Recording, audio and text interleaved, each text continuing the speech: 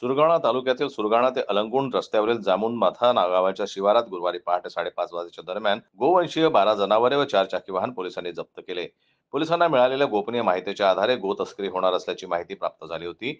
माहिती मिळताच पोलिसांनी घटनास्थळी धाव घेत पहाटे 5:30 वाजता गोवंश जातीची एकूण 12 जनावरे ताब्यात घेतली. याची अंदाजे किंमत 1,81,000 रुपये इतकी आहे. 4 चाकी पिकअप MH15 CK5740 वाहनाची किंमत 5 लाख रुपये असा एकूण 6,81,000 रुपयांचा मुद्देमाल जप्त करण्यात आला आहे.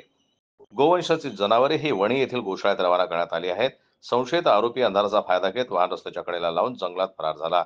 अज्ञात वाहन चालकाविरोधात सुरगाणा पोलिसात गुन्हा दाखल करण्यात आला. याबाबत सुरगाणा पोलीस ठाण्यात गुन्हा दाखल करण्यात आला आहे. पोलीस उपनिरीक्षक अंबादास बैरागी, शिवराम गायकवाड, किरण पवार, भाऊसाहेब निकम या पथकाने ही कारवाई केली.